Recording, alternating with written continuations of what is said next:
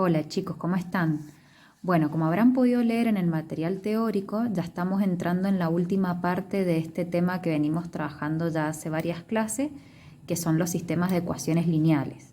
Lo que vamos a ver en esta semana es la aplicación, es decir, lo que por ahí nos preguntamos seguido en matemática, que es ¿para qué nos sirve saber esto o ver este tema en nuestra vida diaria, en la realidad, en nuestra vida cotidiana? Entonces vamos a ver problemas parecidos a los que nos encontramos día a día en cada una de nuestras vidas. Lo primero que ustedes tienen que hacer con un problema es leerlo e interpretarlo, saber de qué se trata. Entonces vamos a leer el ejemplo 1. Dice, Valentina pagó 58 pesos con 10 por 3 chupetines y 7 alfajores. Camila pagó 57 pesos con 70 por 6 chupetines, igual a los que compró Valentina, es decir, se refiere a que sea del mismo precio. Y 5 alfajores, también de los mismos que compró Valentina. Y la pregunta es, ¿cuánto cuesta cada chupetín y cada alfajor? Nosotros estamos acostumbrados a resolver situaciones problemáticas donde planteamos la ecuación con una incógnita. Es decir, estamos acostumbrados a resolver problemas en que tengamos un valor desconocido y por lo general ese valor le llamábamos X. Pero ahora la particularidad de estos problemas es que hay dos valores desconocidos. Por eso en los sistemas de ecuaciones lineales tenemos dos incógnitas, X e Y. Y además en estos problemas vamos a tener que plantear dos ecuaciones. O sea que ustedes tienen que tener presente eso, que como es un sistema de ecuaciones lineales tenemos que plantear dos ecuaciones con dos incógnitas cada una de ellas. Y como cada ecuación tiene un dato desconocido X y otro dato desconocido Y, tengo que ver cómo escribir esos datos desconocidos en cada una de las ecuaciones. Por lo general, siempre el valor de X y el valor de Y va a estar en la pregunta del problema. Por ejemplo, esta pregunta dice, ¿cuánto cuesta cada chupetín y cada alfajor?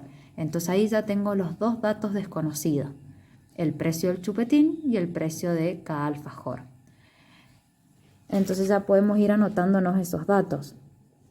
Podemos decir que X va a ser el precio de cada chupetín. Por lo tanto, Y diríamos que sería el precio de cada alfajor. Puede ser al revés también. Puede ser que Y sea el precio de cada chupetín y X sea el precio de cada alfajor. Eso no nos va a cambiar nada en cuanto a la resolución. Entonces, una vez que ya tenemos quién sería X y quién sería Y, ahora tenemos que tratar de armar las dos ecuaciones. Pero ya sabemos que en el problema, cada vez que aparezca el precio del chupetín, lo vamos a reemplazar con X y cada vez que en el problema aparezca el precio de cada alfajor, lo vamos a reemplazar por Y.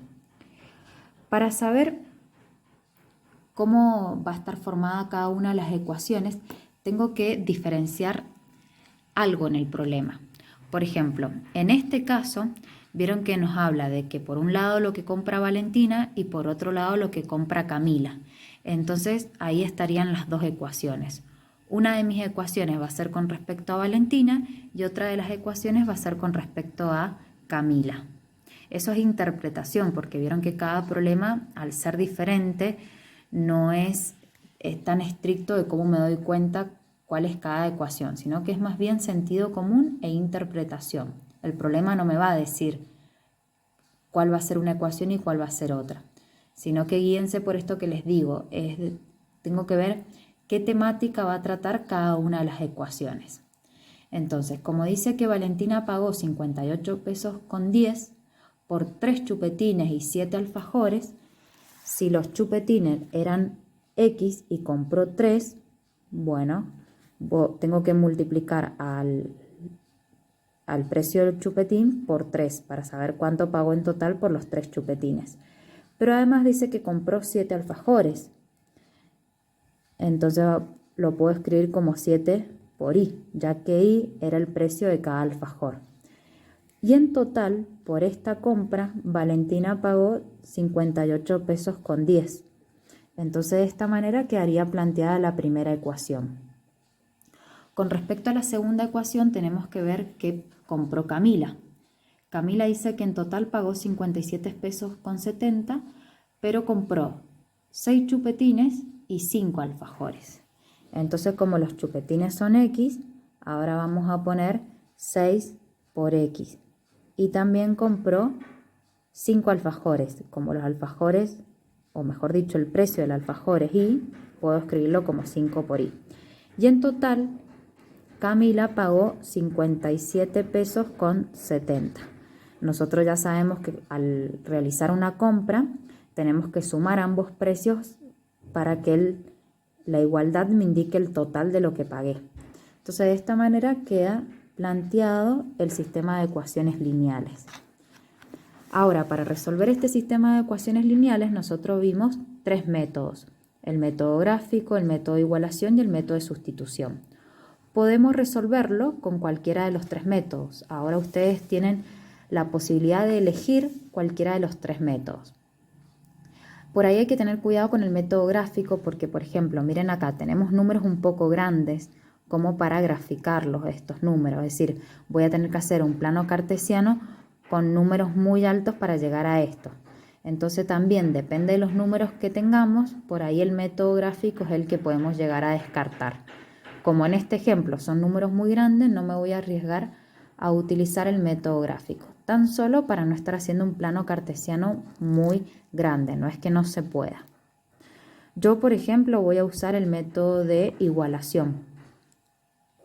Bueno, yo ya lo resolví acá. Tomé la primera ecuación y decidí despejar X, llegué a esto. Tomé la segunda ecuación y como es el método de igualación, también tuve que despejar X y llegué a esto.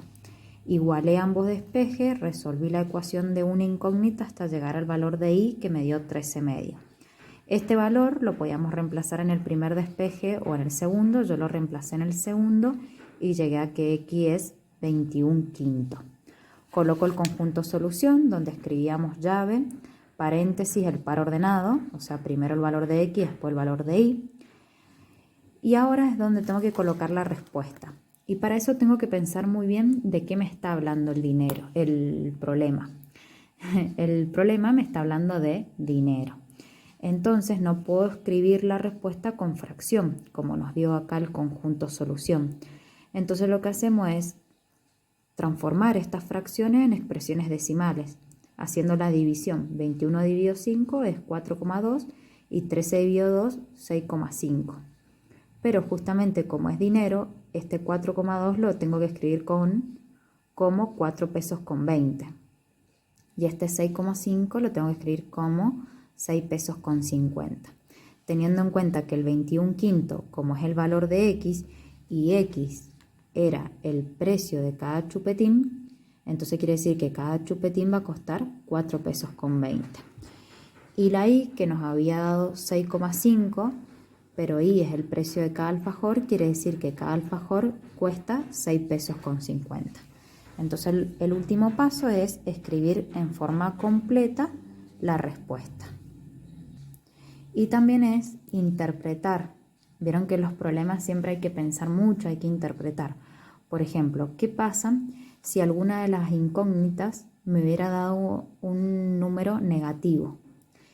Y el problema me está hablando del precio de cada chupetín o el precio de cada alfajor. Entonces no puedo decir que el precio del chupetín es un valor negativo. Nosotros sabemos que cuando el dinero es negativo es porque debemos. Pero si acá el problema se trata de comprar o del precio de chupetín y de alfajor, no puede ser un número negativo. Entonces cuando ustedes den la respuesta al problema, interpreten si esa respuesta tiene coherencia.